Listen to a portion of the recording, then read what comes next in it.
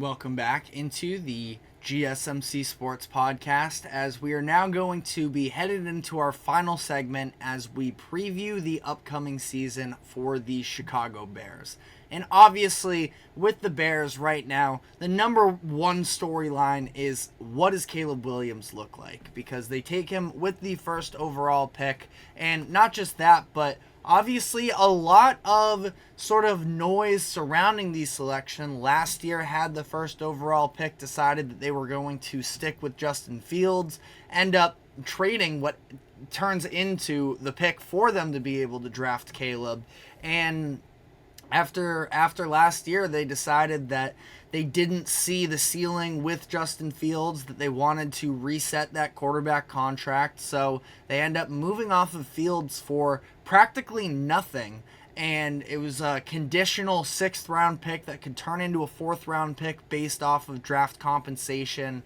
So basically traded him for nothing, but I do think it was the right decision from their perspective to not have a bit of a quarterback controversy between Caleb and Justin Fields. I understand quarterback competition in general is a good thing from the perspective of, you don't want to necessarily give any free handouts in terms of job security, but Caleb Williams, they're bringing him in because they think that he is the answer, and it just would not be necessary for them to have him and Justin Fields splitting reps throughout training camp and having that always being a conversation with the media. So they sort of wash their hands of Justin Fields and bring in Caleb, which I think was the right decision.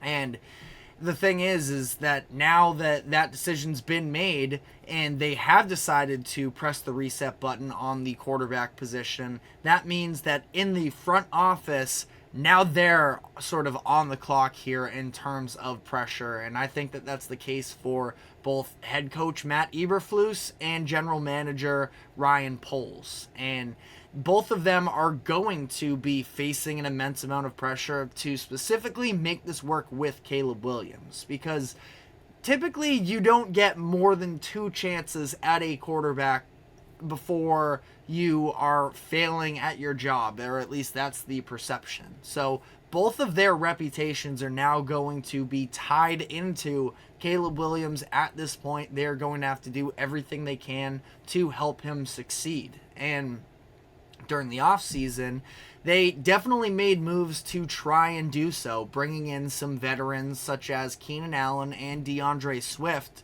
to try and improve their offense. And for whatever it's worth as well, they already have Cole Kmet, but they bring in Gerald Everett additionally as a sort of depth tight end as well.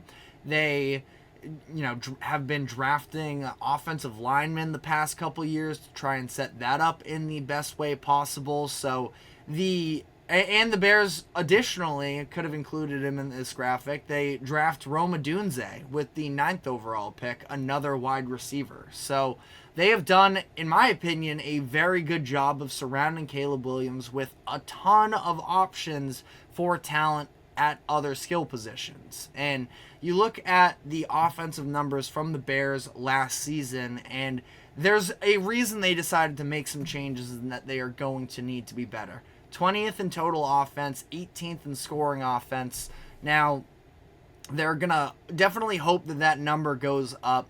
Probably not going to get the same level of run production from the Bears, where last year they were very adamant about using Justin Fields' legs, sort of leaned away from it in the beginning of the year, eventually came back around on it. And for whatever it's worth as well, the Bears have a very talented running back room in terms of, they bring in DeAndre Swift, but I think that Khalil Herbert and Roschon Johnson are also really good options for them, that I don't know if there is a deeper running back room, at least 3 deep. There's some nice 2-headed duos out there, one even within the same division with the Lions, but that'll be a conversation for later this week. But I think that they're really hoping that they can continue to have a productive run game and get better with passing itself. 27th in passing offense last year. that's where Justin Fields sort of lost his job. And yes, he was dealing with injuries, so it's not like he played in all 17 games. Tyson Bagent taking a number of those. But they have all of the receiver. They have receivers. They have tight ends. They have options out of the backfield. And I don't think that their offensive line, it's definitely not an elite offensive line by any means, but I think that people are very down on it, and they've done a lot of things, in my opinion, to improve it over the course of the past couple of years, where I kind of feel like they can be league average, that they are, a pretty middle of the pack group. You draft Darnell Wright in last year in the first round, and he had a pretty fine showing for himself during his rookie campaign. They go out and they sign Coleman Shelton in free agency, who was a pretty good pass blocking offensive lineman as well. And I think that they are going to be able to at least hold up enough for Caleb Williams to the point where he's not just running for his life the entire time.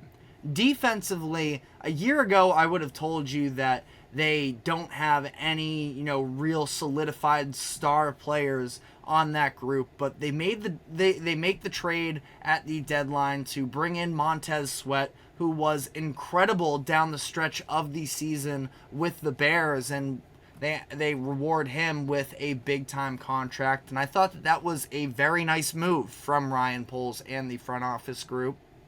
Their linebacking core is fine. TJ Edwards, Tremaine Edmonds, both solid players. But when I look at the secondary, that I see a lot of young talent that I can buy into.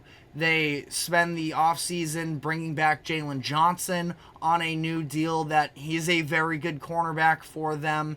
Then some of the names here, Jaquan Brisker, I've loved him since his rookie year in 2022. Kyler Gordon as well. I think that both of them have some pretty nice hit power along with being able to play in coverage. Tyreek Stevenson was a nice draft pickup from last year as well. On top of that, they make a couple additional moves, bringing in some veteran talent with Kevin Byard and Jonathan Owens. This is not a bad secondary, and while I think that they definitely have room to grow, Matt Eberflus had them playing legitimately, and that is his background is defense. They were legitimately a top half of the league defense down the final stretch of the year, held opponents to under 20 points per game, I believe it was, during the final stretch of last year, the last 6 games or so. And I think that there's a lot to be encouraged about the way that the Bears were playing defense and just playing in general down the stretch of last year. Looking at their schedule, Sharp Football Analysis actually has them with the 3rd easiest schedule. I don't know if I totally see it that way. I think that early on here, couple games on the road with some sort of tough AFC South opponents at Houston and at Indy, weeks 2 or 3. Some physical defenses. We could see maybe some growing pains from Caleb Williams there. I don't think that the Rams or the Jaguars at home in weeks 4 and 6 are necessarily pushovers either. Now, and I think that the NFC North is a very good division that I have a hard time imagining really that they can definitely, I would say, sweep the Vikings in this upcoming season. Do have a little bit of a mistake here on the graphics wise in terms of their schedule, that I believe their game at Minnesota is week 15 as opposed to in Chicago, which we have on the schedule. So audio listeners, don't even worry about that. But I do think that there's some tough games on the road for Chicago, so I probably wouldn't have them as the 3rd easiest schedule. But that being said, I still think that they can accomplish a lot of positives this season. You look at where they were at last year and having some questions at quarterback, and for a lot of the year having questions on defense. They ended up winning 7 games and were able to get the 1st overall pick, draft an extremely highly touted quarterback in Caleb Williams that I think is has a ton of promise for his rookie season. So I think they end up winning 9 games this year. I think they're going to be in that wild card playoff hunt for, pretty much the entire year. I think it's going to come down to those last couple weeks for them, and just looking back at the schedule one last time. Some divisional games, again, in Minnesota, week 15, at home against Detroit, week 16. Seahawks are never a pushover necessarily, and then in Lambeau for week 18. Throw in there as well, at Detroit, week 13, at San Francisco, week 14. That's a tough way to close the year, in my opinion. But, like I said, I do think that they're going to be in it for the majority of the year, and I think that they can finish this season with a winning record. I do have faith in the infrastructure of what they have. So we're going to be continuing on with the NFC North as the week goes on here, and talk about what is a very strong division, in my opinion, between the Bears and, sorry Vikings fans, I'm specifically looking at the Lions and Packers in terms of teams that are going to be more playoff competitive now, but it's not like the Vikings are a bottom of the barrel team either. So let me know what your thoughts are in the comments section, what you agree, what you disagree with. But that is all the time we have for today. Thank you very much for tuning into the GSMC Sports Podcast. Thank you to the GSMC Sports Network for allowing us to host this show. Remember to like, follow, subscribe wherever you keep up with us. Be sure to check us out on social media as well for more exclusive short content. And we will be back tomorrow afternoon, same time as always at 2 o'clock p.m. Eastern. I'm your host, TJ Mabarty, and we will see you then. Take care.